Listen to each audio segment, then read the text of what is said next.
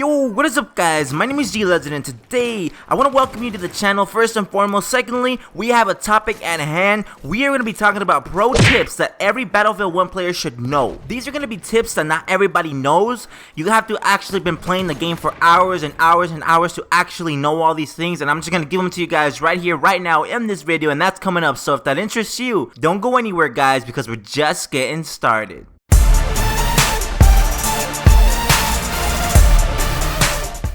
Alrighty, so let's get right into it. For the first tip, don't forget that you can jump onto grenades to reduce the damage it inflicts on you. So, if you're in a sticky situation and there's a grenade, it's about to explode, and you are near it, you're in its proximity, you are going to die. But say that you have this grenade right there and you jump right over it like I am doing on screen right here. You literally go prone on top of it. If you have full life, you will live through that explosion, and that's definitely something to remember that can get you out of sticky situations. Number 2, don't forget that if you need healing and there isn't any medic or support players nearby, or they're being douches and they don't want to help you, don't forget that you can go to a nearby unoccupied horse and get on it, and then throw your little medic pack and your ammo pack that comes with the horse. You just use the directional buttons on the console, and this is gonna give you guys either a medic pouch or an ammo pouch or both, whatever you choose. You just get off the horse and then you take it for yourself.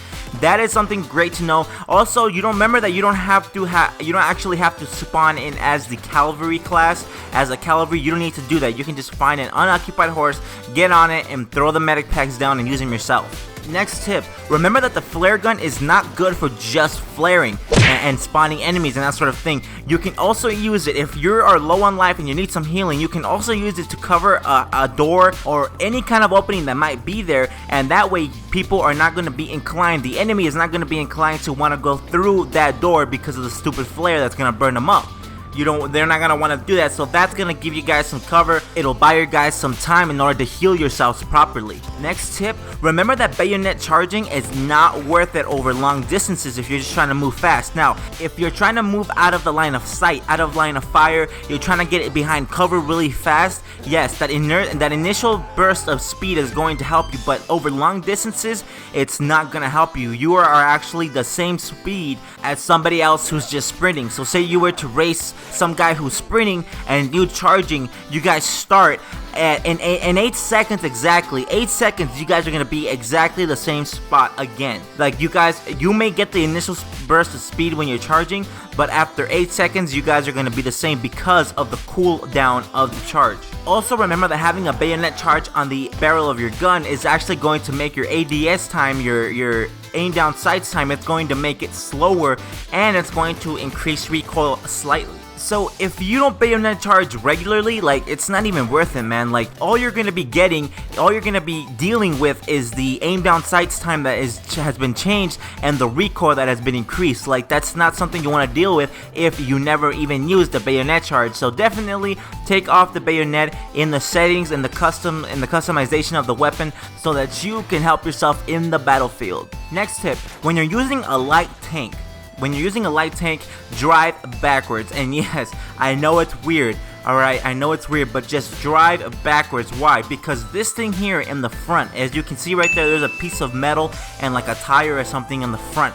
That right there is extra armor for your tank, and that's going to actually increase the amount of times that people have to shoot at you, from the front, in order to actually kill you or take out your tank. And the thing is that it's actually more used to you in the front. Like, I know that an enemy tank can show up from anywhere in the map. It can be from the left, from the right, it can be in front of you, it can be behind you, but the thing is that with this armor, though it helps you in the back, you can actually see it in the front, and you can place it, you can move your tank in such a way that the armor becomes more useful when you can see people coming forward to you. I don't know if that makes sense, but you're gonna get the hang of it, and you're gonna start using that armor to your advantage automatically, like without even thinking about it. Basically, what I'm saying is that even though it is a help from behind, you are more in control of how it helps you, how much it helps you from the front. So if somebody comes from the front, you can make sure to line up the armor to this tank and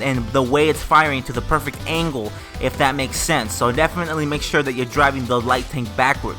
Next tip, on the bomber plane, don't forget that you can go into camera view or camera mode and use the D-pad to take a photo of the entire view behind you, or under you I mean, so that the enemies are marked for you. When you come back, you can maybe turn around the plane and come back. You'll be able to see them a lot easier, and for your teammates on the ground. So don't forget that you can do that. Take out the camera view. This is all done with the D-pad.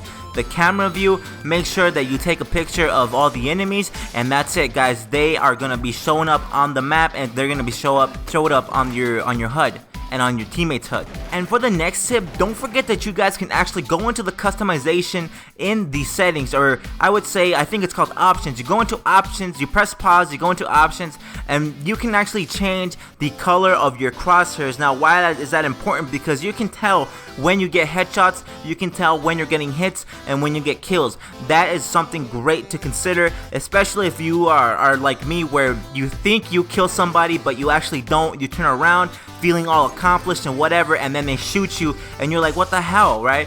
Because you didn't actually kill them. You can change the color of the crosshairs to make sure it marks a certain color when you actually kill somebody, so that kind of stuff, it doesn't happen. Anyway, guys, that's gonna cover it for today's episode. I hope you guys enjoyed it. Don't forget to drop a like and subscribe for more tips and strategies in Battlefield 1. I hope you guys have a great day, and I'll catch you in the next one.